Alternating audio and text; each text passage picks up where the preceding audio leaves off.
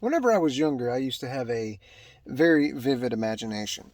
I would imagine things that would be both ridiculous and inappropriate for me to explain in this context. But suffice it to say, I was always walking around with my head in the clouds thinking about things. And obviously, every kid at some point is faced with the option of deciding whether they're going to pursue being a firefighter or a doctor or an airplane pilot. Or at least that's what kids thought about back in my day. Nowadays, they think about being a YouTuber or an OnlyFans model, or generally things that back in 1995, kids didn't think about that much. But whenever I was in the 8th grade, that's whenever I really started to develop an idea of what I wanted to do with my life. I was positively enthralled with meteorology. And not standing, in front of a camera and explaining what the weather would be, but just the general analysis, study, and prediction of the weather was fascinating to me.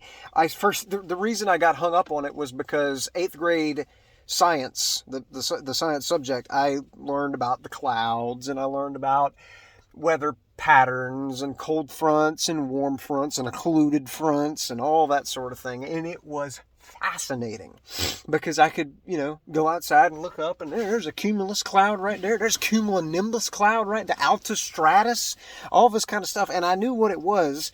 And I was especially proud because I could go and tell my grandmother, that's that altostratus passatus cloud right there. And she said, yeah, I know what that is. That was both hilarious, and it was kind of a point of pride for me because I knew something that everybody else didn't know, but I knew something that was complex, and I was able to grasp the concept of weather and what causes it to rain. And it was something that I didn't really want to do as a career, like sit in some office somewhere and make a fake prediction of the weather and then publish that as being what I think it's going to do, because that's what those fellas do. Every time they say it's a 10% chance of rain, it freaking pours, and every time they say it's a 100% chance of rain, I might as well put on some sunglasses. But I digress. Regardless, that was my first brush with actually conceptualizing what it was I wanted to do with my life.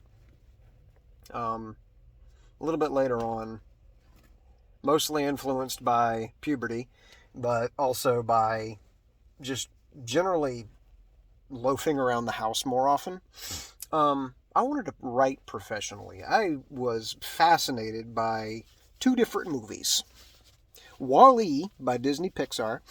By Pixar, let's be honest. And the Bourne series. Bourne Identity, Bourne Supremacy, Bourne Ultimatum. All of which I watched a little younger than most kids probably should have. Watched Wall-E basically the month it came out, and it was positively enthralling to me. Just the cinematography of it, the way the story was related with very little dialogue, how much emotional impact the movie had on my little kid brain. And then the Bourne series with how complex and nuanced I thought the characters were. And it was a fascinating idea to me that somebody actually sat down and put that stuff on paper. It took me quite a while to realize that stories do not organically pop up out of the ground.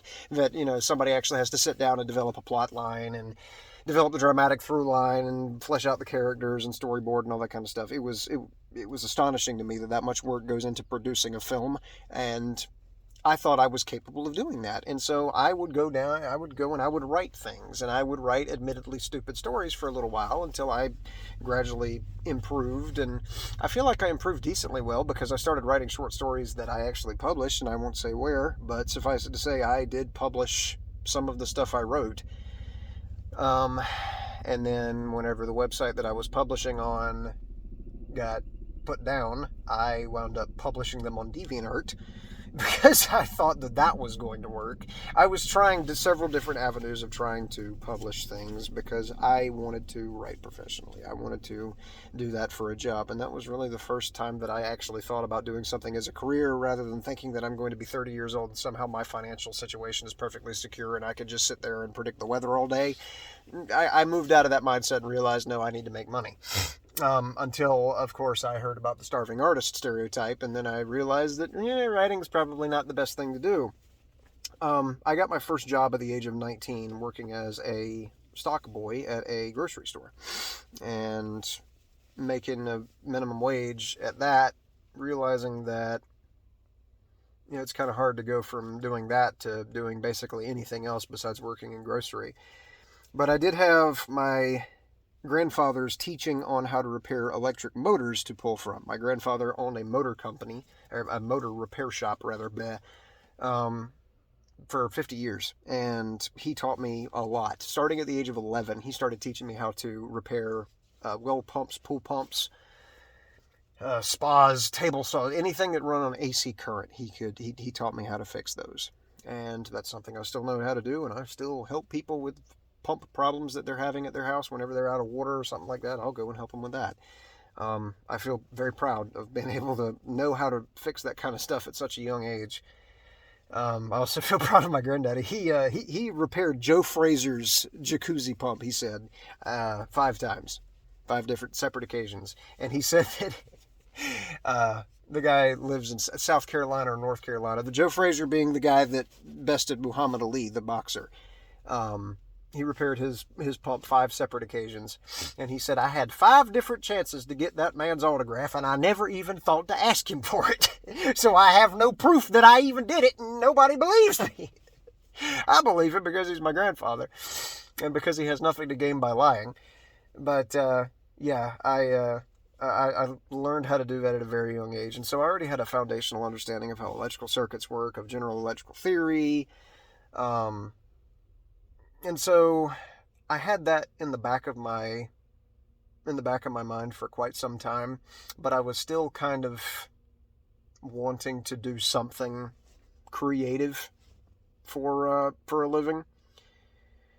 And thankfully, my father, who was very patient with me, very patient, said, that's really difficult to get into because the market is already flooded with those. Like, there's already lots and lots and lots and lots of people who want to write for a living, and all the jobs for that are basically filled. Like, think about, say that the entire writing industry, for a second, you scale it down so that the entire writing industry only has 200 positions available in everything, from working at a newspaper as a journalist to working in film writing screenplays. But you've got 1,000 people who want jobs in that industry. How are you going to get a job whenever there's way too many people trying to apply? And so him saying that and bringing that to light in my dim little child brain actually made me think about it and think about wanting to get a secure and stable job that actually fucking pays the bills. But I really didn't want to, because I did not want to turn a wrench for a living. That's what I said. That was my motto for years, was I do not want to turn a wrench for a living. I do not want to do what my grandfather does for a living. I do not want to do what my dad does for a living, even though my dad doesn't turn wrenches. He manages the people that do. But I didn't want to do that because I saw that as being such a drag and such a cursed way to live my life.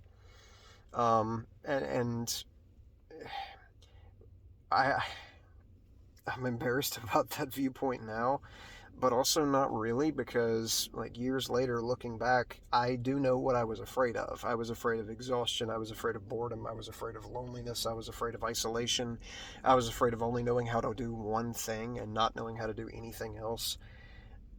I was afraid of just generally not being special, for lack of a better term. I was afraid of just being a cog in a system and just a guy who could be replaced by somebody else.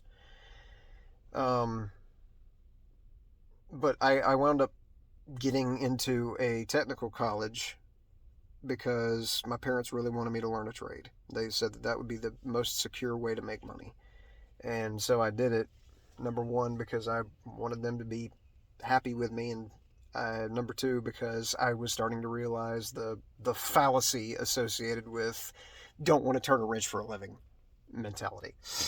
And so I went and I took a basic electrical technician certificate course for 4 months.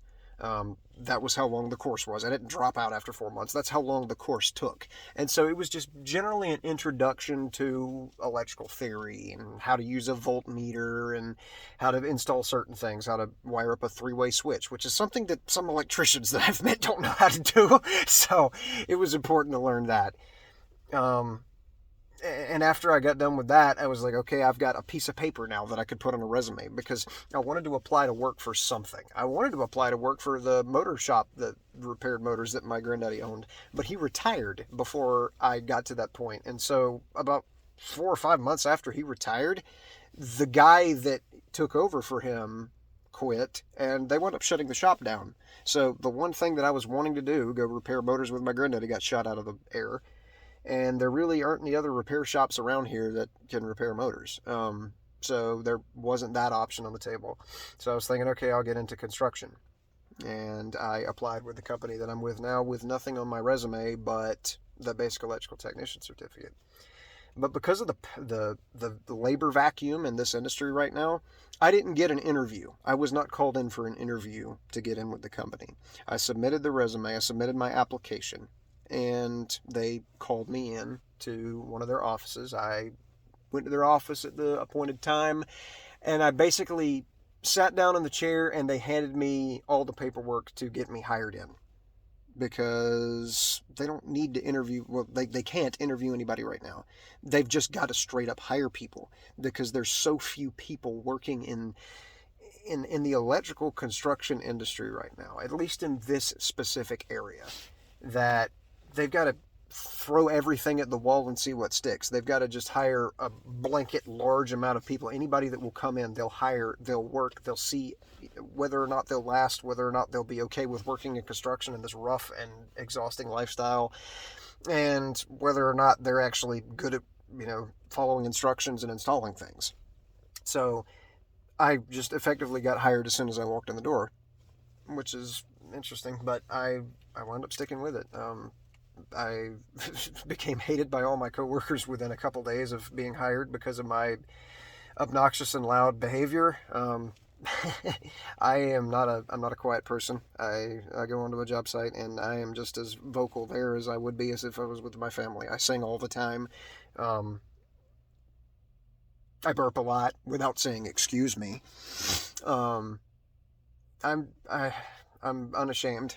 I'm an extrovert, and I'm not like assaulting people. I'm not I like walking down the hallway and drop kicking my coworkers, but my personality at first, people declared that they hated me for, which is the same issue that I faced whenever I was working at that supermarket I talked about. People didn't like me at first because they thought I was loud and rude and obnoxious. But they said that, in the words of the assistant manager that worked at that grocery store, I grew on her. So people got used to me, people got comfortable with me being obnoxious, and eventually everybody's okay with me.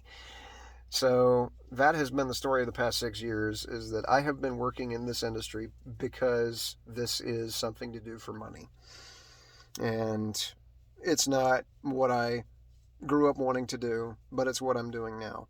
And as far as future aspirations are concerned, as a kid, I aspired to do something creative. For whatever reason I wanted to do that, I wanted to do that. But I did not want to turn a wrench for a living. That's what I always said.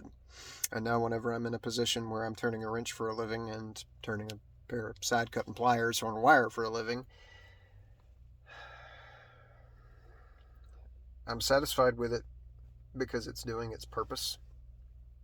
Pays the rent, pays the electric bill, pays the internet bill, pays for going to a steakhouse every week.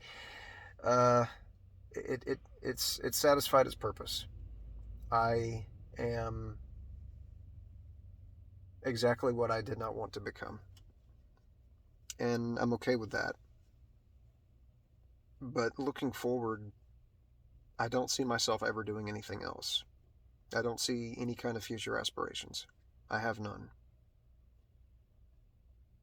I'm going to live in that apartment until I save up enough cash to pay for some single wide trailer somewhere on a couple acres of property, and the middle of the woods.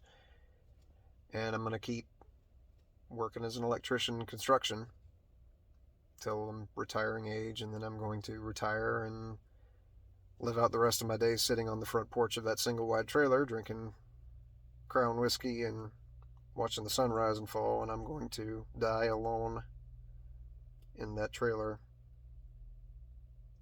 with no one to sit by me as I die. That's my future aspirations. I'm going to keep doing what I'm doing until I'm dead, because there's nothing else to do. Speaking of which, the lunchtime has ended, and so I'm going to race back out onto the job site, and I'm going to pick up my tools, and I'm going to be the best electrician I can be until 4:30 comes, and I clock out, and I go home, and I'm going to go to sleep as soon as I arrive at the house, because I'll be extremely exhausted by the end of this workday, as I am at the end of every workday. And, yeah, that's my future aspirations for the next 4 hours. You'll have a hilarious evening.